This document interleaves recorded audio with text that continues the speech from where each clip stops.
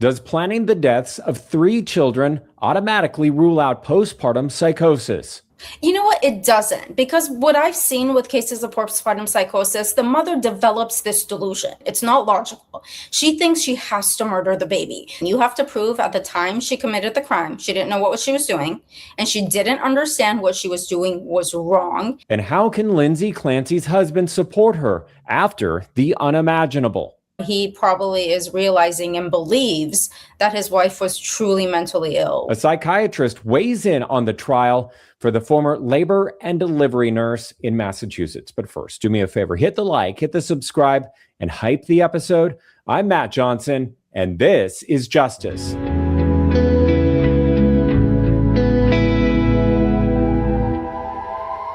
Here to help break it all down, we have a very special guest. We have Dr. Yalda Safai, physician and psychiatrist. Thank you for being on the program. I mean, when we're talking about this case, it really pulls on a lot of people's emotions, and people don't really understand the defense. So is this really a murder trial, or is it a trial about mental illness? What are your thoughts? Great question. Thank you for having me. This is not the first time we're seeing a case like this. All of us remember Andrea Yates. She murdered 5 of her kids in a bathtub and was found not guilty by reason of insanity. So this case is very similar. And I got to point out, you mentioned this before, but their insanity defense is very rare to win. It goes about 1% of cases that are of convicted felons try to take the insanity defense. And out of the 1%, the stats are, I think 25% of them are successful. So it's very rare. And it's not something a lawyer would recommend unless they really think they have a strong case.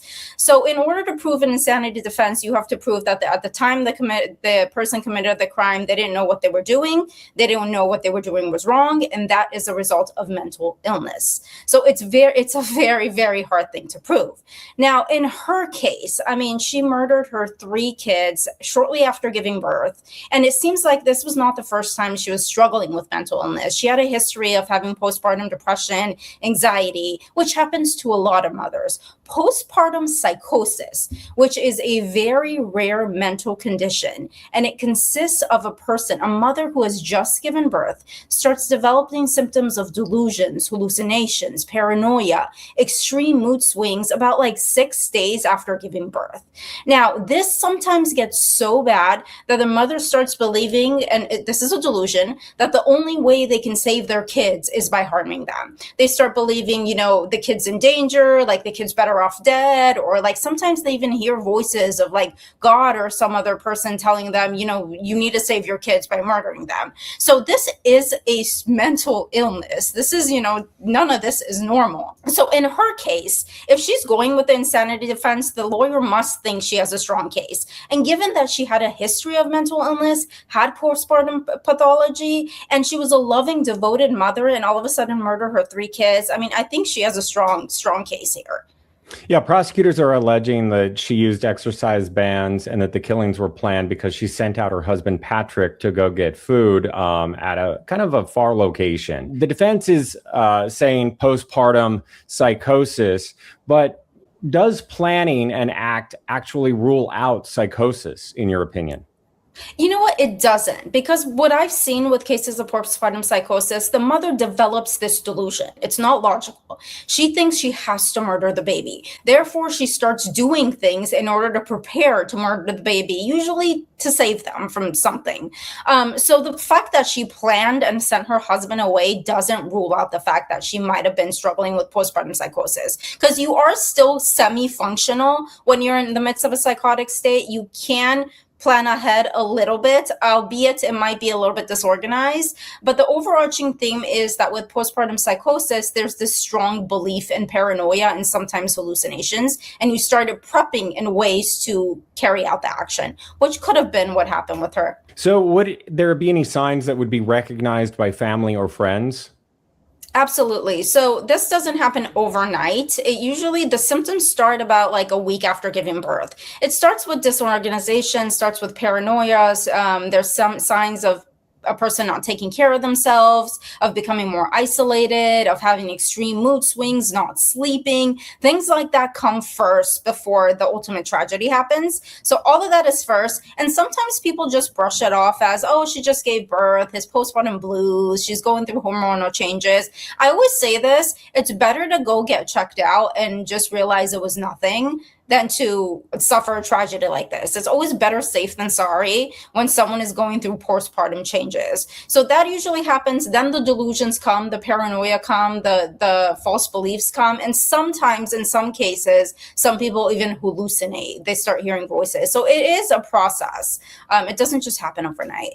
Yeah, I was going to ask you about the hallucinations or delusions, but what do you make about, and I don't have the full list, but it's a long list of medications that she was on, and she was a nurse. What do you make about the defense saying that she was overly medicated in all of this?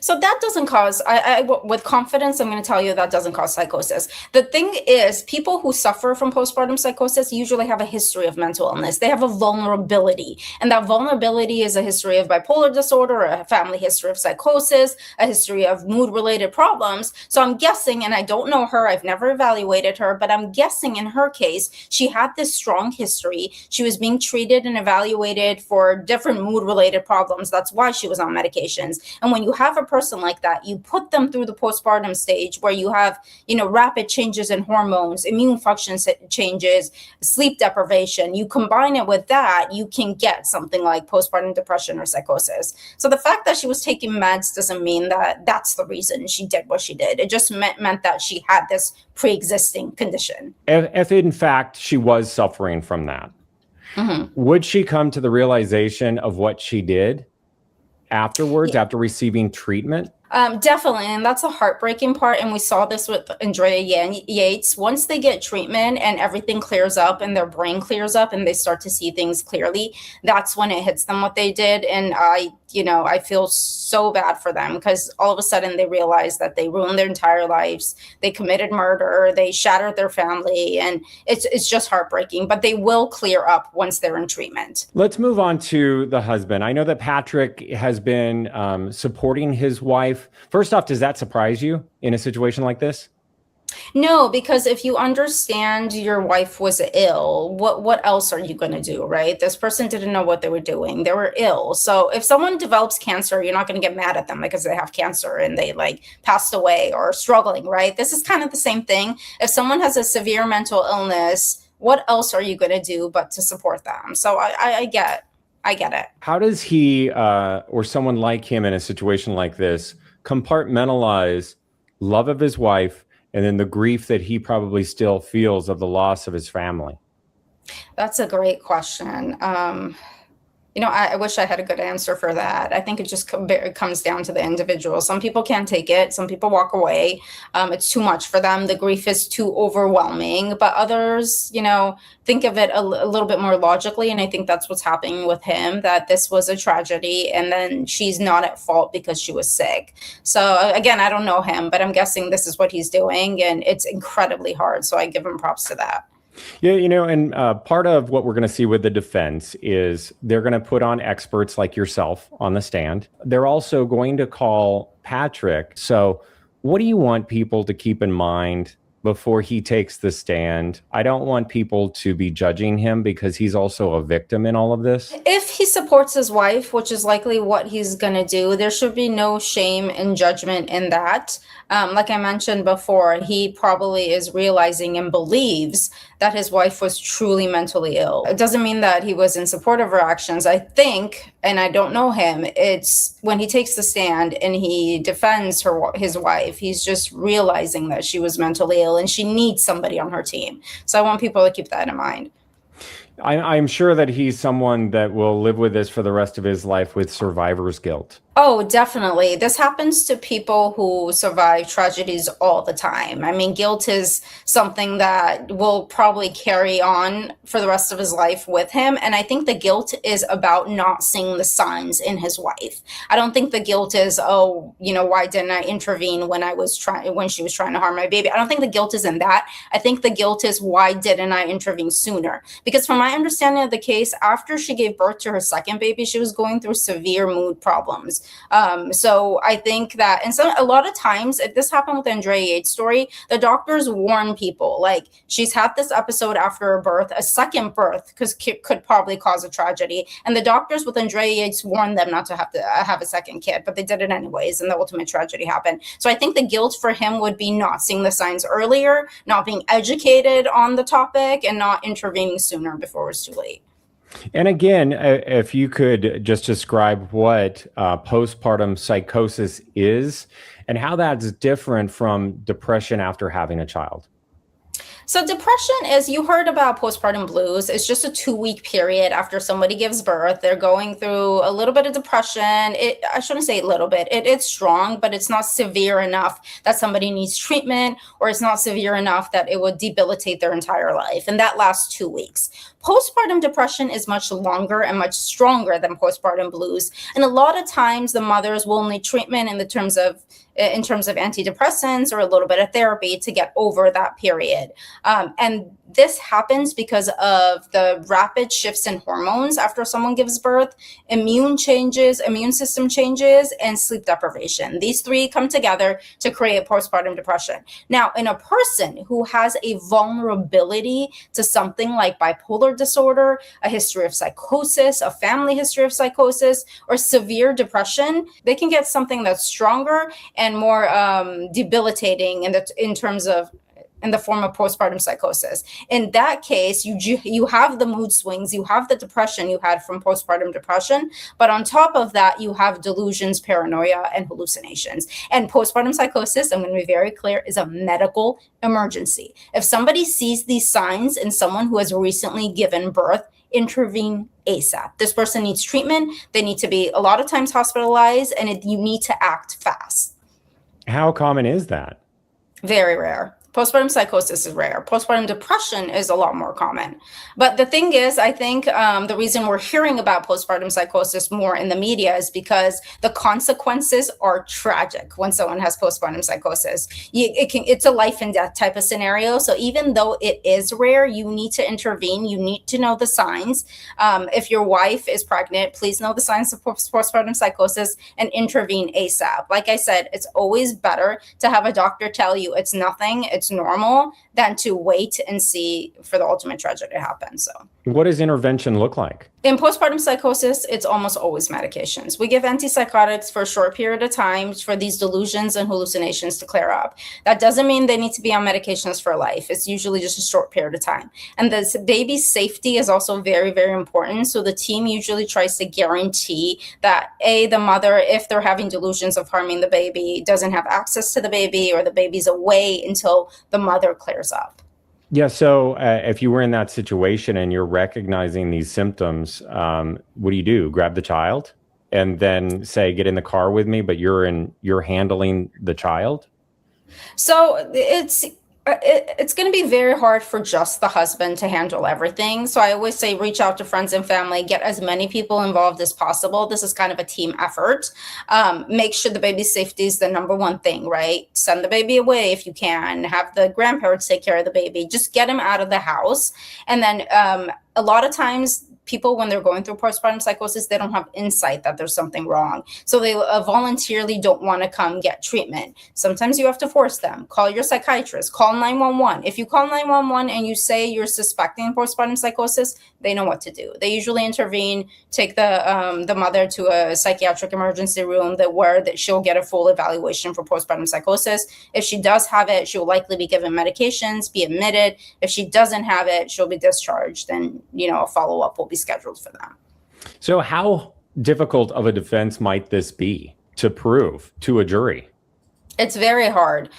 We talked about it a little bit in the beginning. You have to prove at the time she committed the crime, she didn't know what she was doing, and she didn't understand what she was doing was wrong. And this has to be a direct result of having a mental illness. You can imagine how hard it is for the defense to have to prove at the time she committed the crime, she didn't understand what she was doing was wrong. It's very hard. Do you think that she'll testify? If I were her lawyer, and I'm not, I would probably shield her from testifying, because someone who was so floridly psychotic at the time they committed something can't give you a good description of what happened. So what's the point in putting her on the trial? She didn't understand what was going on. She can't tell you what her thought process was. She can't explain the day that she committed the crime, what happened. So what are you going to be watching for during the trial? I'm very curious to see how, just not knowing this woman, never evaluating her myself, I can see how this is a clear-cut sign of like postpartum psychosis. Again, I can't diagnose her with anything because I haven't evaluated her, but I've seen a lot of cases of postpartum psychosis, even though they're rare. They come to us, right, when they're sick. So I've seen them. I really do hope that if that's the case, she will get the justice that she deserves. And that means going to a psychiatric facility and getting medical treatment instead of going to prison. Andrea Yates, the first time she committed the crime, she was found guilty. And then her case was overturned later on, and they found her not guilty by reason of insanity, and they sent her to a psychiatric hospital. But I work in jail. I got to tell you, it's no place for someone who's mentally ill. If they're mentally ill, they need to go to a psychiatric facility. Can they receive treatment and then ultimately be reintroduced into the population? It's not that simple. Usually cases like this, we saw it with Hinckley, who tried to assassinate the president, and we saw it with Andrea Yates. Hinckley went away for 35 years. He was found not guilty by reason of insanity. Andrea Yates is still in a psychiatric hospital. Usually when somebody is found not guilty by reason of insanity, they go to a psychiatric hospital for an indefinite amount of time. That's the difference between being found guilty. With being found guilty and going to prison, there's a sentence, right? You get like 25 years, you're out. But when you go to a psychiatric facility, there is no sentencing. So sometimes you get locked up for far longer than you would have if you just went to prison. Your release date is dependent on whether they think you are no longer a danger to the public, and that bar is very, very high. So people who go away for the insanity defense usually spend the rest of their lives or an extended period of time in a psychiatric facility, way longer than they would have if they just went to prison. What kind of jurors would you be looking for or hope are seated on the jury? There's actually going to be more than we saw with Karen Reed's trial. This isn't that far away. They're looking to seat 18 to hear case evidence before the 12 deliberating. Oh, 18. So 6 alternate jurors. Yes. I think that's a good idea. So I've been a juror myself, and I've noticed that sometimes as the case goes on, it might be too much for the jurors to bear. So they might drop out because of that. It's just the case is too overwhelming. They can't continue. And I think it's really important to have people who are have a little bit of understanding about mental illness and try to see it through that lens instead of a judgmental lens of, oh, this woman murdered her child, like what a monster. I hope that they really weed out those people who have those biases and are able to look at this case as impartially as possible, which is what a juror is supposed to be made out of. But we are human. We can't separate our biases a lot of times and our judgments from everything else, right? So I really hope they're able to screen for that thoroughly and have like an understanding, compassionate, non-biased panel of jurors. Yeah. And, this is a case that has received national, international publicity. And it's going to be a mini trial within a trial because there's going to be the guilt innocence phase, which the defense is not disputing, right? They say that she killed her children, but they're saying reason of insanity. So then they're going to put forth their defense with their experts, and then it'll become a battle of the experts in the second half with a rebuttal case by the Commonwealth of Massachusetts. So it sounds like this is one of those cases that is really going to scar everyone that serves the public and serves on this jury. Yes, definitely. So as you said, before the case even begins, the person has to give their not guilty by reason and insanity defense, put it on the table. And then the burden here falls on the defense to prove that they're innocent, so to speak. Usually in a normal murder case, the burden falls on the prosecution, right? This time it falls on the defense. Now, the problem with the expert panel is each side hires like 10 different experts. They can come to completely different conclusions. That's the thing about mental illness. Like there's no blood test to confirm or deny the fact that a person had a mental illness. There's no blood. It's completely subjective. So depending on who they hire, the results might be entirely different. So that's what I'm always worried about with these types of cases. When you're dependent on the opinions of an expert, they do their absolute best to come to an accurate conclusion, but it's subjective at the end end of the day. So I'm just very curious to see how that goes and who these experts are and what they come to a conclusion. Because I think at this point, it could go either way. What are the warning signs for family members and friends? Since this is a case that is in the headlines and in the news, what are the warning signs for people? I think every single person should be screened for postpartum depression and psychosis after they give birth, no matter what. So that falls on the doctor. We are doing that, but I think OBGYNs need to do a better job at educating themselves about what postpartum psychosis is, because it is rare. They might not have a whole lot of experience with that. So everybody should get screened first and foremost. Second, if you're a spouse or a relative of someone who just gave birth, rapid changes in mood and changes in personality and behavior are cause for concern. Always investigate. Any major change in a person's behavior. They used to shower all the time. They stopped showering. They used to go out and be lively and social, and now all of a sudden they just want to lock themselves in a room and not talk to anybody. They're starting to get paranoid. Paranoia is usually one of the signs that is almost always present. Paranoid about friends, family, the kid, about different things like that. Talk to them to make sure they don't have delusions. Like, it's very important to get into their thought process after they gave birth. Just make sure there's nothing bizarre there. So investigate, watch your loved ones closely after they give birth, especially if they have a family history or a history of any sort of psychiatric illness, and intervene early. Dr. Safai, thank you so much for your time and your understanding. It's a very complicated case. It's a very emotional case because it involves children, of course. How can we get a hold of you? You can reach me at my website, YaldaSafaiMD.com, or Instagram is always an option too, Yalda Safai MD. I'll answer all your direct messages, so feel free to use Instagram. Thank you. If you or anyone you know is suffering from depression or any thoughts of harm or harming others, please dial 988 and you can receive help. Also, please head to the video section of this YouTube channel. You can check out other cases. Please hit the like and subscribe. I'll keep you updated on this case. In the meantime, take care of yourself, and I'll see you next time.